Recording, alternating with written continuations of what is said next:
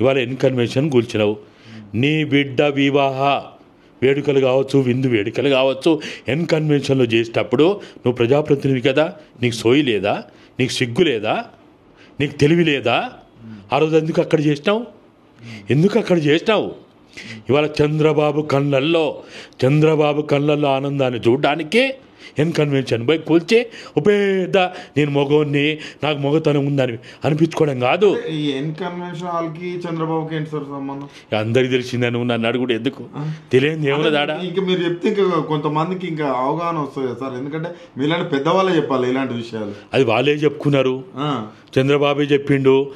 ఉన్నాడు కదా buffer, joker లెక్క ఉంటాడు లోకేష్, వాడే చెప్పుకున్నాడు. రెడ్ బుక్ ఉందట వాళ్ళకి ఏదో, ఆ రెడ్ బుక్లో లోకేష్ పేరు, ఈయన ఎవరు వెంకటేష్ పేరు కూడా ఉందట. అంటే వాళ్ళ రెడ్ బుక్లో ఉన్న పేర్లకు సంబంధించిన వాళ్ళ భూములు కానీ, ఆస్తులు కానీ, భవనాలు కానీ, కన్వెన్షన్లు కానీ, ఫంక్షన్ హాల్ కానీ కూల్చడానికి నువ్వు పనిచేస్తావా? ఆ రెడ్ బుక్ నీకెందుకే సంబంధము? వాడు ఏం రాసుకున్నాడో, ఎందుకు రాసుకున్నాడో, ఆ రెడ్ బుక్ ఏందో నీకెందుకు? అది నీ ఏడుపు నీడు వేడవక ఇవాళ నువ్వు ఇక్కడ కనుక ఏదన్నా నీ హైడ్రామాగా మిగిలిపోకుండా ఉండాలంటే నీకు మొగతనం ఉంది, ఏ డాక్టర్ కూడా చెప్పాలని అవసరం లేదనుకుంటే నువ్వు ఇవాళ ఏం చేయాలా? ఫస్ట్ రామోజీ ఫిలిం సిటీకి పోయి అక్కడ ఆక్రమణకు గురైనటువంటి చెరువుల బయటిది. ఇక్కడ నీ ప్రభుత్వ నువ్వు కూర్చున్నే 6 అంతస్తులో 9 అంతస్తులో నీ కార్యాలయము ఇవాళ ఎక్కడుంది రేవంతన్నా? ఎక్కడ ఉంది?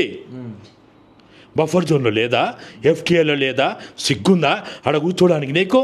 ఎలా ఇంకో పెద్ద ఏదో పొడుతా పీక్తా అని రాజీవ్ గాంధీ విగ్రహాన్ని నువ్వు ఎక్కడైతే పెడతా అంటున్నావో అది ఎక్కడుంది?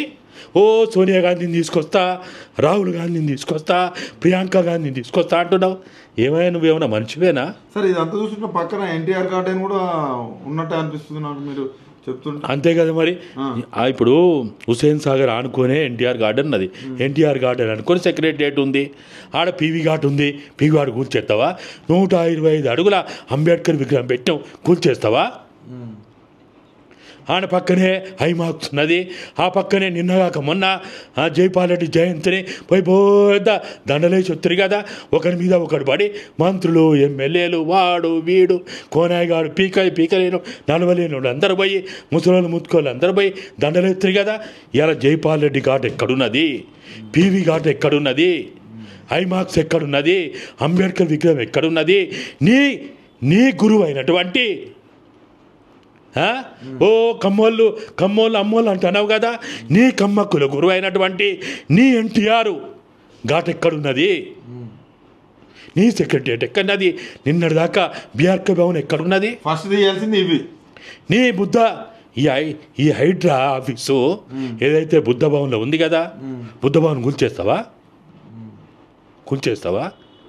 నీ ట్యాంక్ బండి కింద ఉన్న ఇందిరా పార్కు కావచ్చు, దాని కింద ఉన్న ఓ పెద్ద అపార్ట్మెంట్లు ఉన్నాయి కదా, ఎక్కడి దాకా ఆర్టీసీ ఎక్స్ రోడ్ దాకా అదంతా ఎక్కడిది? ఎవరిది అది? హైదరాబాదులో నిజంగా నేను మొగతనం ఉందని అనిపించుకోవాలంటే 30,000 ఎకరాల పరిధిలో ఉన్న ఆక్రమణకు గురైనటువంటి వాటన్నిటినీ ఇవాళ చేయాలి. ఈ రేవంత్ రెడ్డి ఉంటాడా పోతాడా?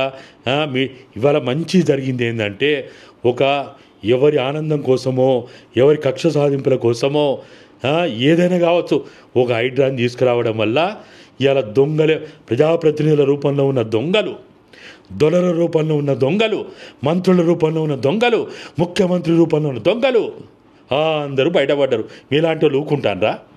కాకపోతే మీరు కొంతమంది దగ్గర పోతాను, కొంతమంది దగ్గర పోతలేరు. కానీ ఏది ఏమైనా ఇవాళ మాకు ఆనందాన్ని కలిగించింది ఏంటంటే, నీళ్ళేంటి పాలేంటియో బయట పెట్టారు మీరు.